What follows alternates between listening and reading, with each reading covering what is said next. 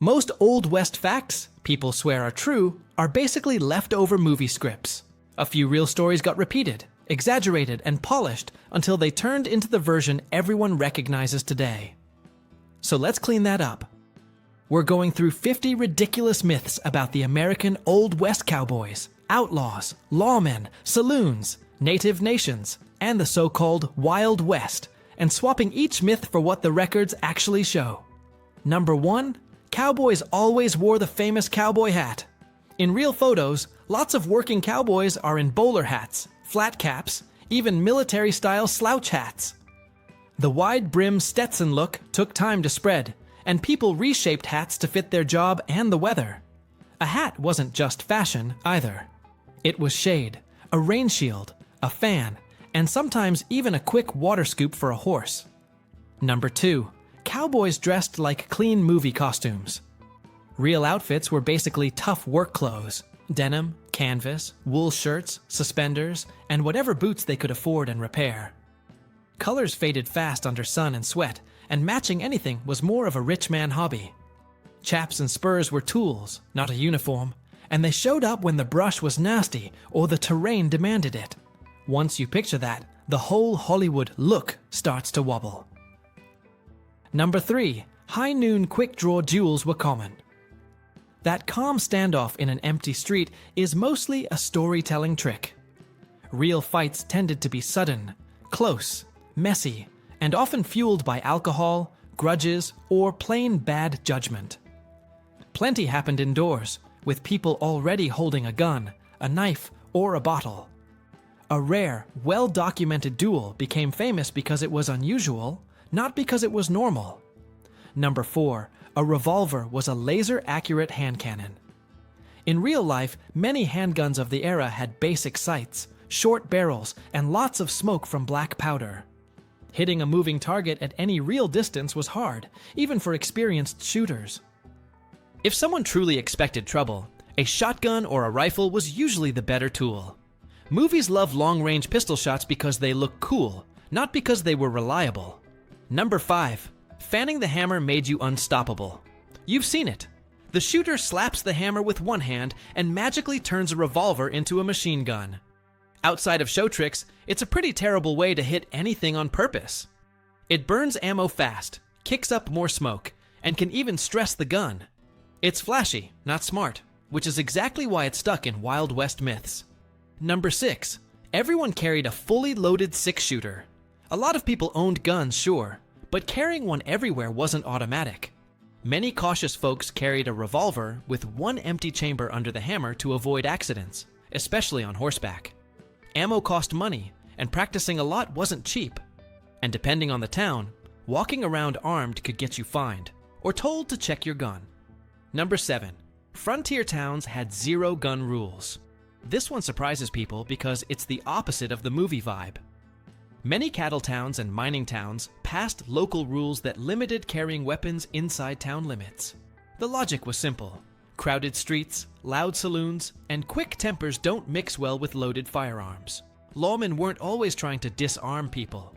They were trying to stop stupid accidents and pointless deaths. Number 8. The sheriff was a one-man army. A sheriff was often an elected local official with a long list of boring duties. Serving papers, collecting taxes, running a jail, dealing with complaints, and showing up to court. The kick down the saloon door stuff was the smallest part of the job. When things got serious, sheriffs relied on deputies and posses, and sometimes the townspeople did most of the muscle. Number 9. Every lawman was a fearless gunfighter. Some were tough, sure, but plenty of lawmen were more like managers than action heroes. Their best weapon was knowing who was lying, and who could calm a situation down. A smart marshal preferred an arrest at breakfast over a shootout at midnight.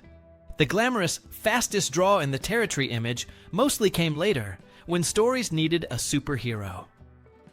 Number 10. Bounty hunters were official law enforcement. Rewards existed, but the classic licensed bounty hunter roaming freely is more fiction than fact for most of the Old West. Private citizens could sometimes help capture a wanted person, but it was legally messy and physically risky. More often you saw deputies, federal marshals, or private detective agencies doing the tracking. The word bounty hunter sounds exciting, so it got reused until it felt normal. Number 11. Bank robberies were the go-to outlaw move.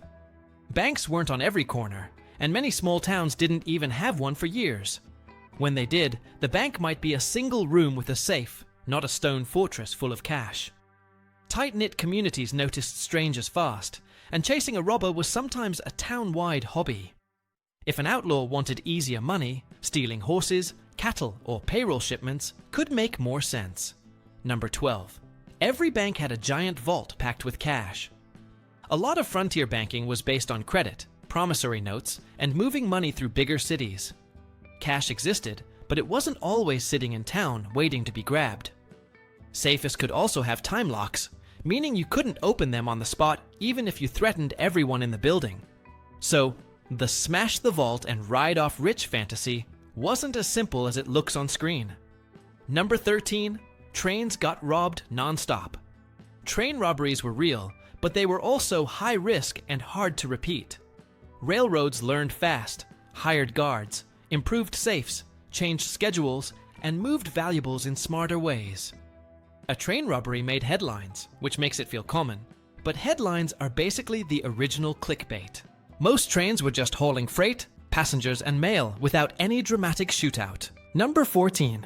Stagecoach holdups happened daily. Stagecoaches were the Uber of their day, which means most trips were routine and kind of miserable, not thrilling. The big dangers were weather, broken wheels, bad roads, and accidents at river crossings. Some routes had guards or armed messengers, and some companies adjusted times to avoid predictable ambush spots. A stagecoach robbery was a big deal precisely because it wasn't a daily event. Number 15. Outlaws were basically Robin Hood.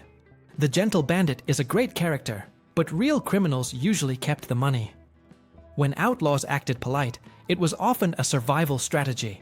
Less panic, fewer witnesses who want revenge, and a better chance the locals stay quiet. Newspapers and dime novels loved turning thieves into folk heroes because it sold stories. Real life was more selfish, more desperate, and a lot less romantic. Number 16. Every saloon was a non-stop brawl behind swinging doors. Saloons could be loud and rough, but owners still wanted customers to feel safe enough to spend money.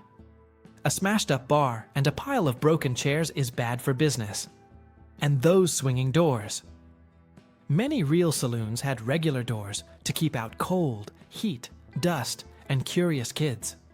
Swinging doors are basically a film shortcut, so you know this is a saloon in 1 second. Number 17. People drank whiskey because water was always deadly. Bad water existed, but it wasn't the whole story. Towns built wells, used cisterns, hauled water, and boiled it when they could. Coffee was common, beer was popular, and many people tried to stay sober because they had jobs, families, or religious reasons. Alcohol was part of the culture, but the idea that everyone was hammered all day doesn't match how work actually gets done. Number 18. Bartenders slid shots down the bar like a sport. Try that on an uneven, sticky wooden bar with cheap glass, and you'll see why it's mostly myth. Real bars were crowded, loud, and full of spilled drinks, tobacco juice, and elbows. Sliding a glass was a good way to waste liquor and break something you had to replace. Most bartenders handed you your drink and kept an eye out for troublemakers. Number 19. Gambling meant poker and nothing else. Poker mattered, but it wasn't the only game in town. Faro, Monte, dice games, roulette-style wheels, and simple card hustles were common too. Different games matched different crowds, from miners blowing a week's pay to travelers killing time. Movies focus on poker because it's easy for an audience to follow. Real gambling was a whole menu. Number 20. The saloon was the only place to have fun. Frontier towns had theaters, dance halls, parades, boxing exhibitions, lectures, church socials, and plenty of music. People started baseball clubs, formed choirs, and joined fraternal groups that did charity and networking. Even a rough town wanted to look respectable, because respectability attracted families and investors.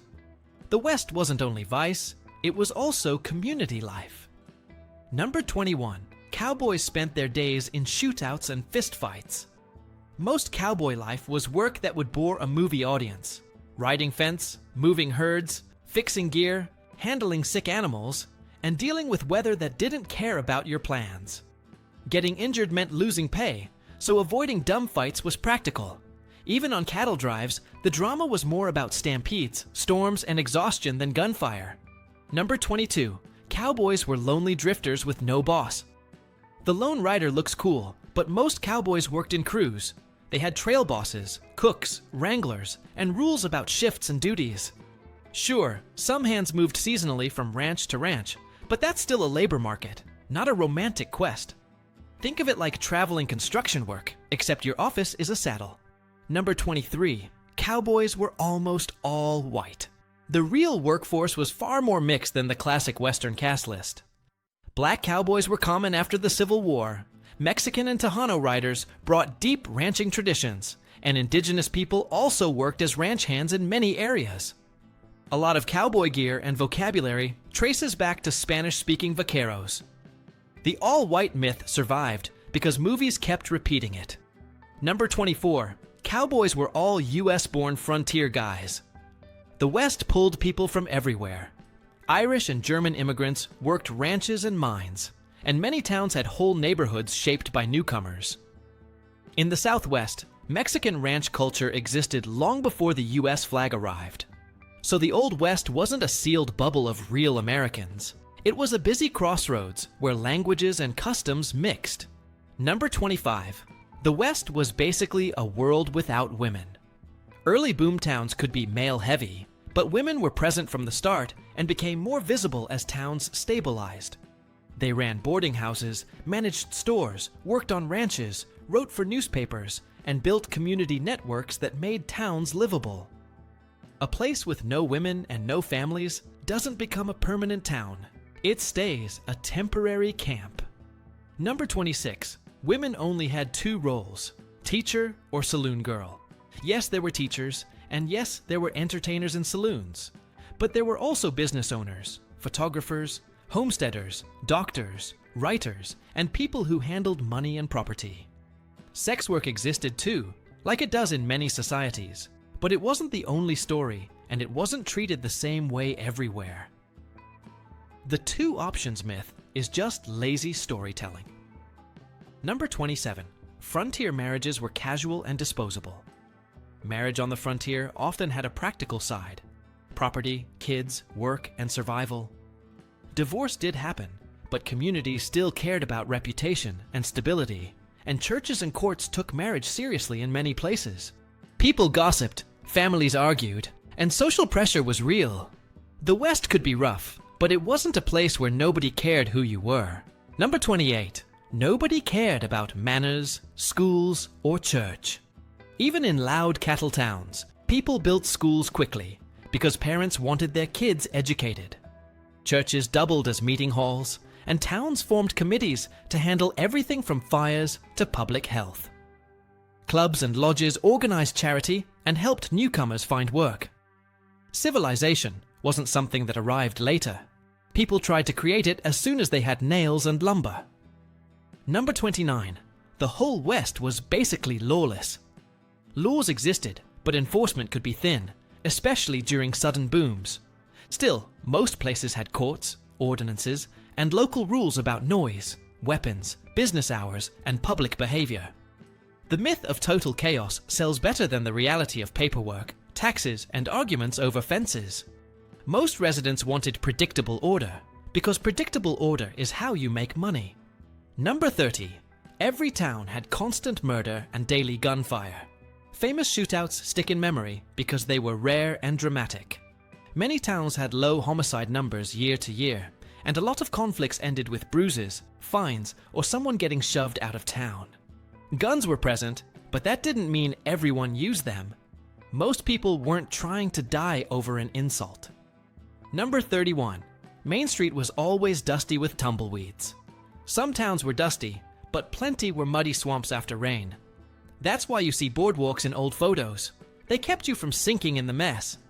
And tumbleweeds became common in many areas later than people assume, so that rolling desert ball vibe is often a Hollywood shortcut. The real West was more mud, manure, and footprints than poetic dust. Number 32, the West was one endless desert. The Old West included snowy mountain ranges, grass plains, forests, river valleys, and coastal regions. A rancher in the northern Rockies dealt with winter storms, not sand. The Desert West is just one slice of a huge region. Climate shaped everything. What people grew, what they wore, how they traveled, and when a town could even get supplies. Number 33, everyone lived in a tiny wooden shack. Shacks existed, especially in rush towns, but many places quickly built brick storefronts, hotels, courthouses, and decent homes. In the Southwest, adobe was common and practical. Lots of workers lived above shops or in boarding houses because housing lagged behind population booms. The West looked like a mix of rough edges and fast-built ambition, not a permanent shanty set. Number 34, people paid for everything with gold nuggets. Daily life ran on coins, paper money, checks, store credit, and plain old tabs. In some mining areas, gold dust could be weighed and used, but it was inconvenient and needed verification. Barter happened too, especially in remote spots, but the economy wasn't magic. It was receipts, debts, and the familiar promise of, "I'll pay when the cattle sell." Number 35. The gold rush made most miners rich. A small number of people struck it big, and everybody else chased that dream. Most miners struggled, and many left broke or in debt. The steady winners were often the people selling shovels, meals, laundry, and lodging, because every miner had to buy those things. As mining became industrial, success depended more on equipment and investors than luck in a creek. Number 36. Mining camps had zero rules or paperwork. Miners made rules quickly, because claims needed boundaries and disputes needed decisions. Camps held meetings, wrote down guidelines, and created miners' courts to settle arguments. It could be imperfect, but it was still a form of law. The funny thing is, the myth of chaos ignores how much humans crave structure when money is involved. Number 37. Railroads tamed the West overnight.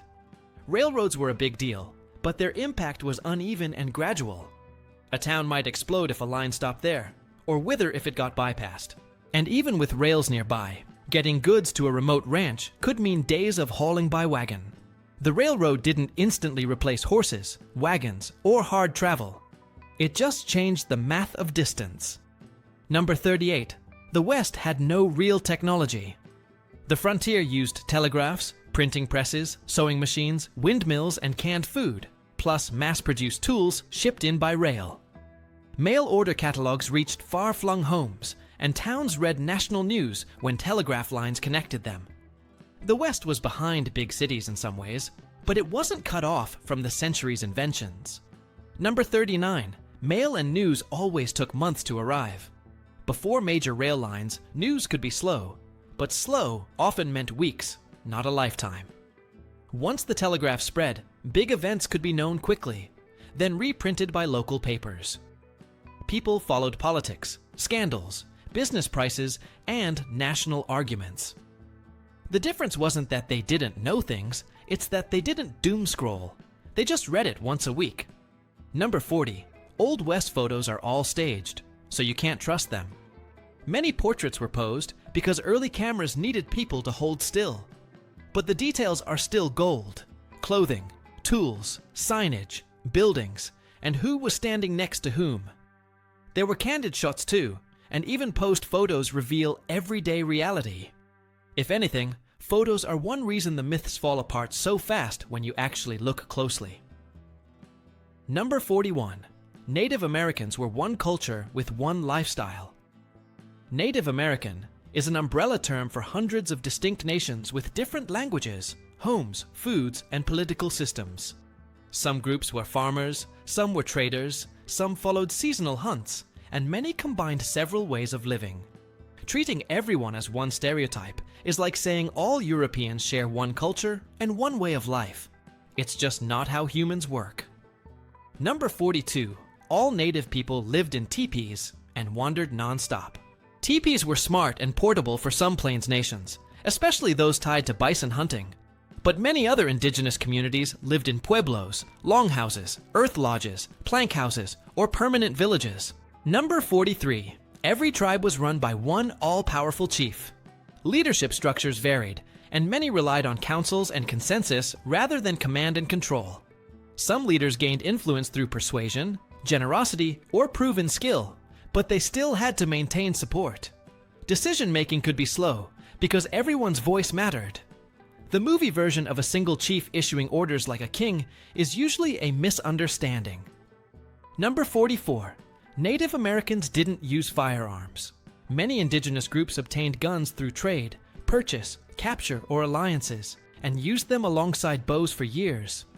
Access to powder and bullets could be the limiting factor, not the ability to learn. So the bows versus rifles picture is oversimplified. The real story is about supply lines, politics, and who could get reliable ammunition. Number 45. Cowboys constantly fought Native Americans. Cowboys were hired hands moving cattle and trying to get paid, not soldiers looking for battles. When conflict flared, it was more often between the U.S. Army and indigenous nations, or between settlers and local groups over land and resources. A trail crew usually avoided danger, because danger meant lost cattle and lost wages. Work came first. Number 46. Wagon trains were attacked all the time. Violent encounters happened, but the most common wagon train problems were boring and brutal. Disease, injuries, bad weather, accidents, and simple exhaustion. Many travelers traded with indigenous communities, or passed through without incident. The dramatic raid stories spread because they were shocking and memorable. Everyday survival stories didn't sell as well. Number 47. The cavalry always arrived right on time. The West was huge, and communication could be slow, especially before telegraph lines spread. Even if an army unit wanted to help, it might be days away. Many settlers learned that "someone will come" wasn't a plan you could count on. The last-second rescue is a satisfying ending, not a reliable historical pattern. Number 48. People back then called it the Wild West. Most people talked about the frontier, or just named their town, territory, or county. Wild West became a catchy label through newspapers, dime novels, and traveling shows that sold an exciting version of frontier life to paying crowds. It was branding before it was history. And once a brand sticks, it's hard to peel it off. Number 49. The West ended suddenly on one specific date. You'll hear about official milestones like the frontier being declared closed, but daily life didn't flip like a switch. Open range faded as fences, farms, and towns spread, yet ranching, mining, and conflict kept evolving for decades. The West didn't end. It just changed its rules, got more paperwork, and slowly stopped feeling new. Number 50. Famous outlaws and gunmen were honest about their own stories. A lot of legends were built by the people themselves because bragging sold books, got you hired for shows, or scared rivals. Newspapers loved dramatic headlines, and later, Hollywood loved simple characters. When you compare the myths to court records and local reports, you usually find a messy human life, not a perfectly scripted outlaw saga.